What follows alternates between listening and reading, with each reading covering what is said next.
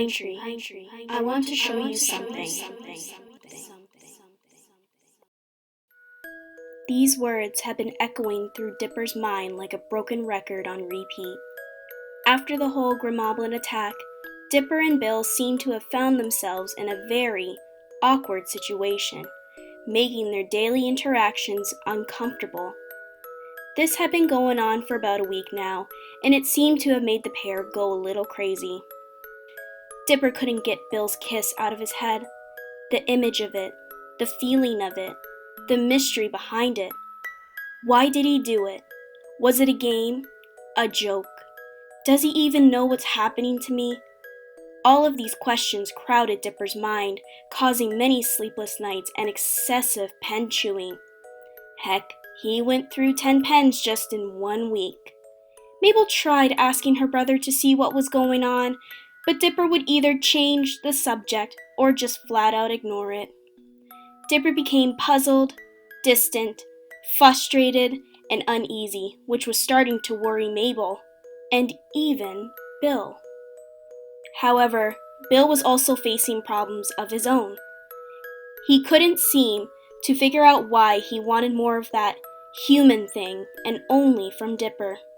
He knew nothing about emotions, and on top of that, he was feeling all of Dipper's unsettling emotions that he couldn't understand. This frustrated and annoyed him. I only showed him what I've seen humans done for centuries. It was a way of showing care, right? Bill questions himself. The more he thought about it, the more he wanted it. In Bill's mind, it felt like the chains of control were breaking, and it was only a matter of time before he would lose control. Both boys were now completely baffled and a little unstable.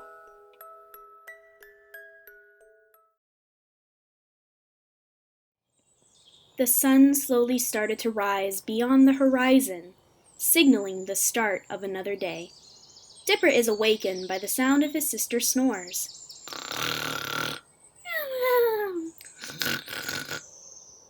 He is slightly annoyed by that, until he looks over at Bill's sleeping bag and realizes that Bill isn't there. At first, he is a little puzzled, but then, when looking out the window, he sees Bill was sitting on a log and playing with what seemed to be a little blue flame. Dipper sadly sighs as he stares out the window watching Bill. A few moments later, Mabel wakes up and catches her brother, daydreaming while looking out the window. Bro, I think it's about time that you should talk to Bill, Mabel says as she walks over to her brother and places a hand on his shoulder. About what, Mabel? He doesn't even know what he did. I can't go up to him and ask, "Hey Bill, why did you kiss me? Do you like me or something?" He doesn't even know what love is, Dipper explains, seeming a little frustrated. Yeah, but, bro, you're not sleeping very well, and you went through 3 more pens yesterday. You haven't been this bad since your crush on Wendy, Mabel argues. Dipper places his arms on the windowsill, crossing them and placing his head upon them. He lets out a sigh. Don't remind me, Mabel. I don't understand why this upsets me so much. I mean, I don't even like Bill that way, but yet he is all I think about right now, and it's driving me crazy, Dipper mutters, sounding upset. Mabel could see the slight blush upon Dipper's cheeks. She began to grin from ear to ear, and her eyes lit up like stars. All the signs pointed to Dipper having a crush on Bill. Dipper, sounds like to me you do have a little crush on Bill, Mabel playfully nudges him. Dipper's face turns a vibrant red blush, and his heart begins beating rapidly because of Mabel's comment. Mabel, that's crazy! I do not! Dipper stuttered as he tried to defend himself. Mabel playfully nudges him again, with a smirk on her face. Bro, your whole face is red, so don't try and deny it, Mabel points out. Dipper lets out a groan of defeat. Oh, maybe you're right. No use in trying to hide it, especially from you, Dipper exclaims. Seriously though, Dipper, talk to him. It'll make you feel better, and honestly, I'm worried about you two, Mabel said as she started to head downstairs to the washroom. Dipper looked back outside the window, thinking about what Mabel said. Talking to him and explaining what he did will hopefully get some weight off of Dipper's chest. Grabbing a t-shirt from off the floor and some shoes, Dipper headed outside to see Bill. As he slowly approached Bill, Dipper started to feel a bit nervous, biting his lips and lightly scratching his arm. Soon he was a couple of feet behind Bill. His heart started to beat very fast, making it hard for Dipper to form any words. "Hi, Bill," Dipper finally spoke. "Well, look who finally came over to talk! I honestly thought you were completely avoiding me." "Oh, wait, you were. So what is it, Pinetree?" Bill didn't sound too happy as he turned around to face Dipper. "I'm sorry. I didn't mean to avoid you. It's just, I haven't been able to find the words to talk about what happened last week."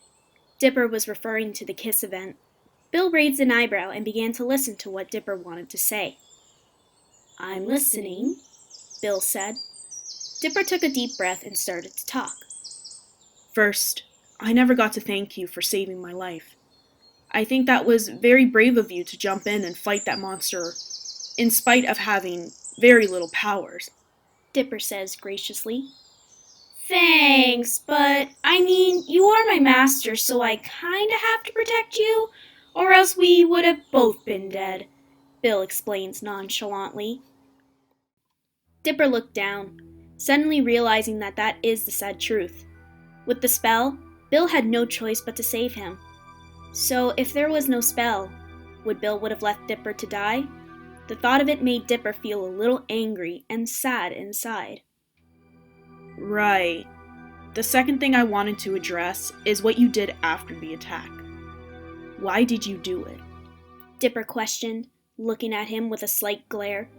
Bill looked a bit confused, until he remembered. "Oh, you mean that? Well, to be honest," suddenly Dipper hissed and interrupted Bill. "Stop! I already know what you're going to say." Dipper sounded a bit angry. "Whoa, hold on there. You didn't even let me finish," Bill proclaims. However, Dipper had already jumped to conclusions based on Bill's response to Dipper's gratitude. "Bill, I already know what you're going to say, and I don't want to hear it." Bill could sense Dipper was feeling a bit sensitive. "Pinetree, I just wanted to," but Dipper had already turned his back to Bill, clenching his fists, which slightly began to shake. "Just stop.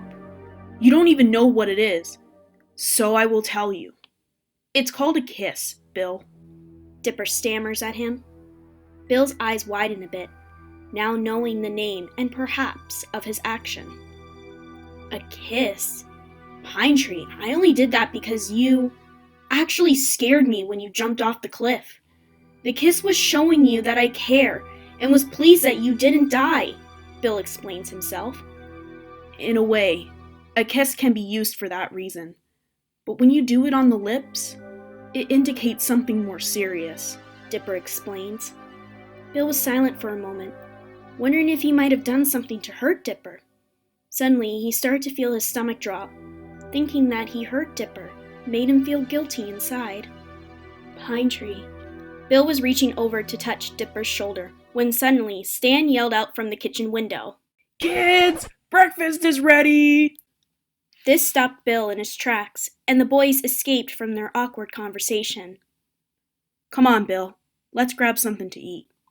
Dipper turns his head to look at Bill with a forced smile. They started to walk inside and head to the dining room for breakfast. Bill was still a bit distressed, thinking that his kiss might have done something to Dipper.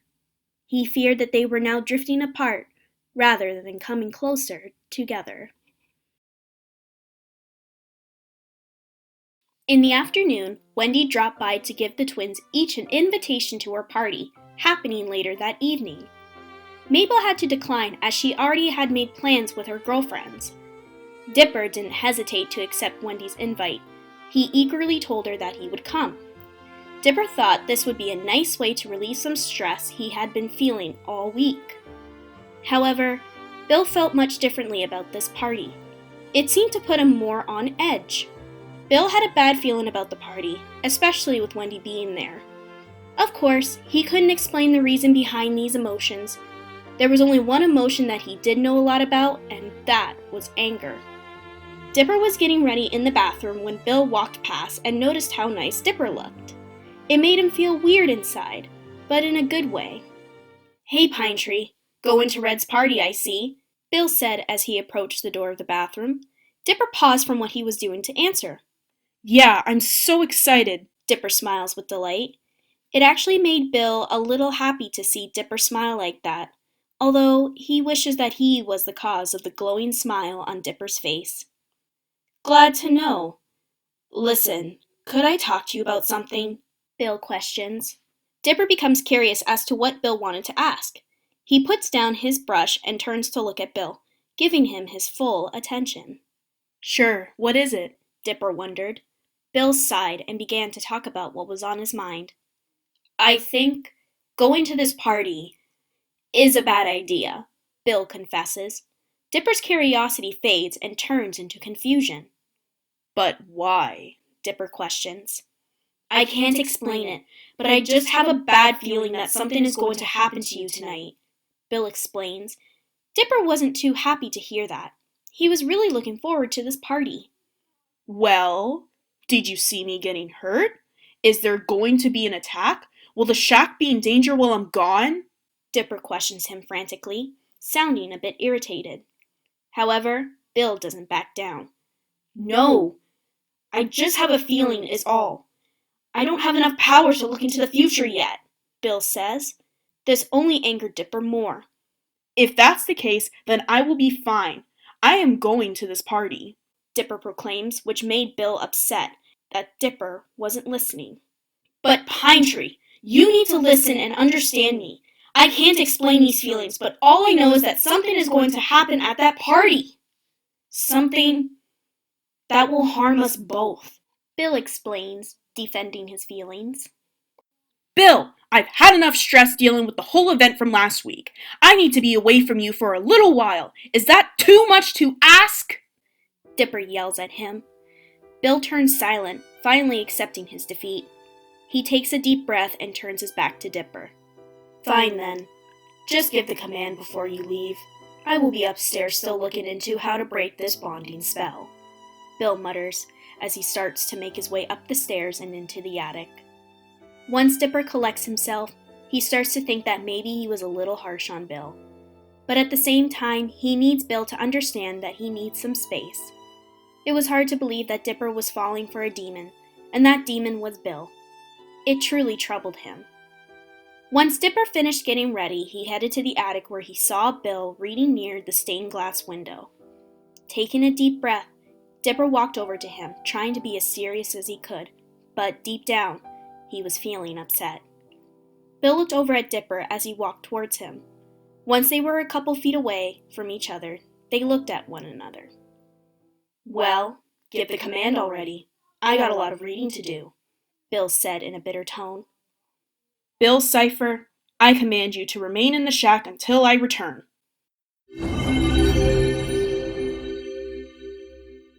Both of their tattoos start to glow, signifying that the order was made. All along, however, in Bill's mind, the hope that Dipper would stay was ever present. In the end, it was clear to Bill that this party was more important to Dipper than his fears. "Done. Now go," Bill muttered as he picked up another book and started to read. Dipper could feel Bill's bitterness. Then, he too started to feel the same way. "See you later," Dipper muttered before leaving the attic and the shack.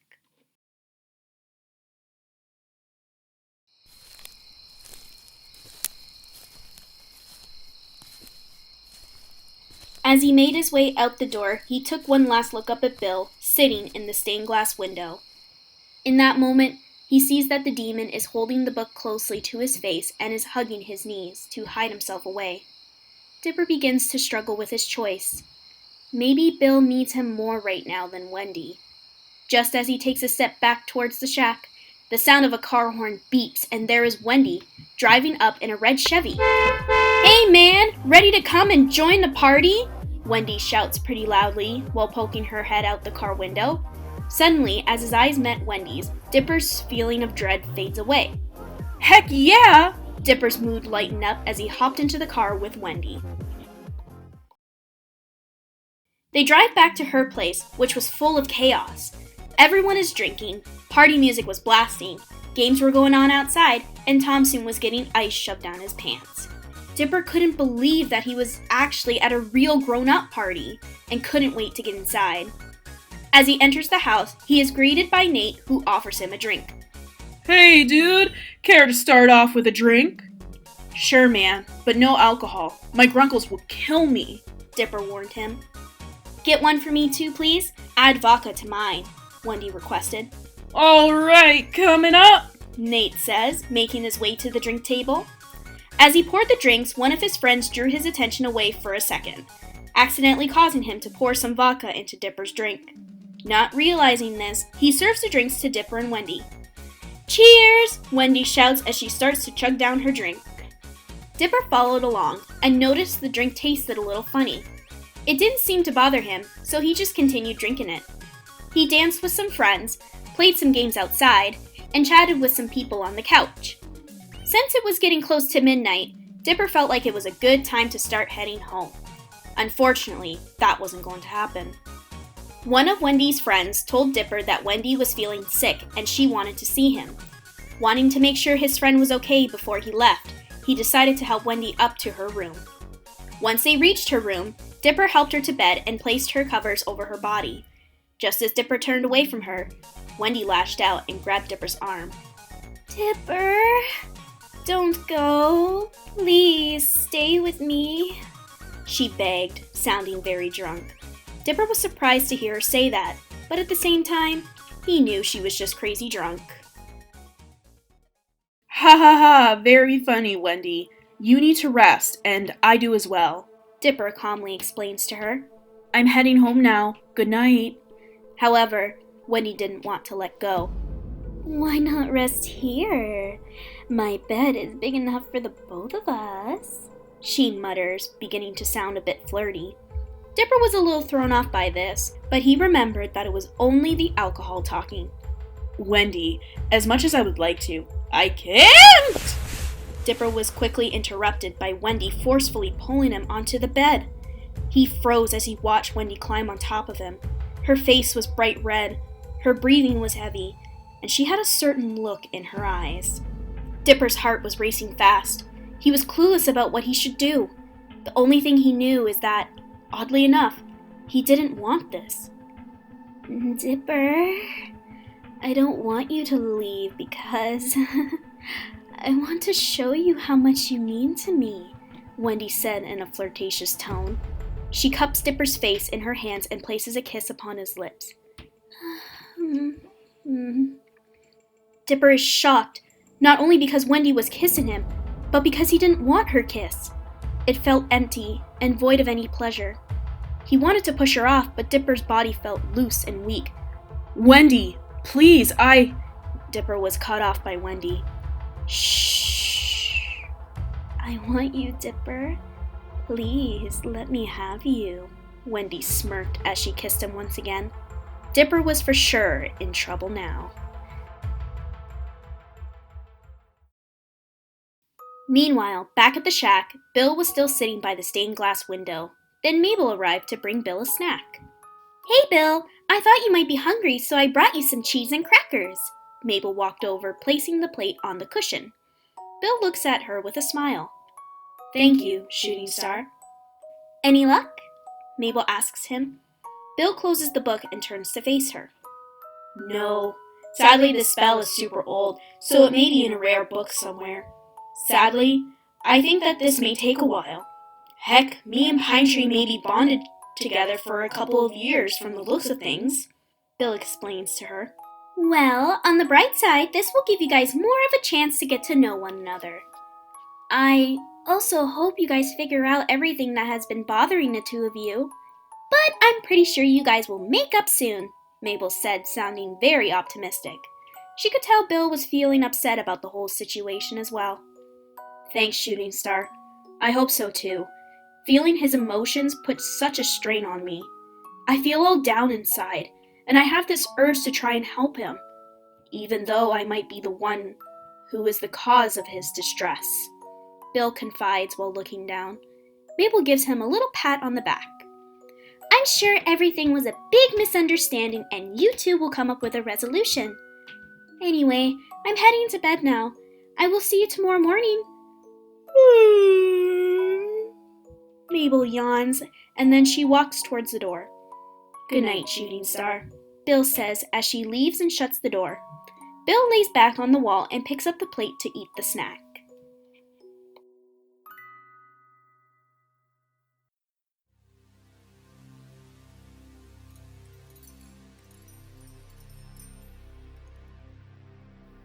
Suddenly, Bill starts to feel something strange.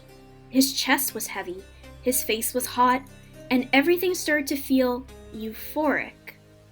What's happening to me? Bill was starting to get a little concerned over the changing sensations happening to his body. Suddenly, his lower half became very sensitive. Every time he touched himself there, he would begin to moan so loudly that he was afraid he would wake Mabel.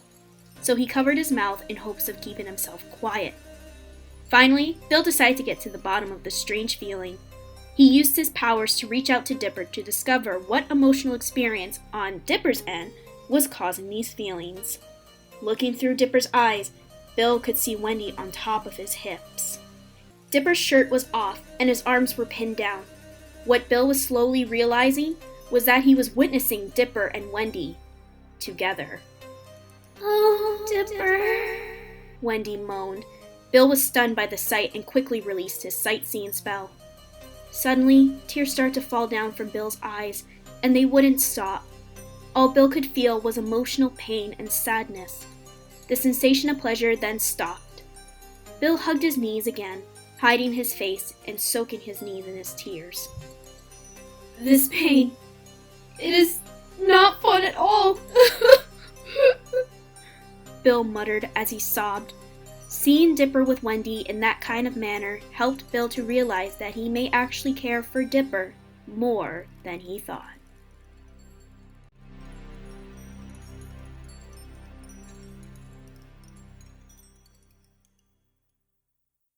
Hey guys, and welcome to the end card. I really hope you enjoyed BillDip, The Bond of the Pinetree, Part 1. I know I sure did. Aw, poor Bill. I definitely stirred up some feels for today. Anyways, if you want to keep up with the story, support me, or follow any of my work, please check out my social media accounts down below. And as a thank you for your support, I will follow you right back. That's all I got for today. Till next time!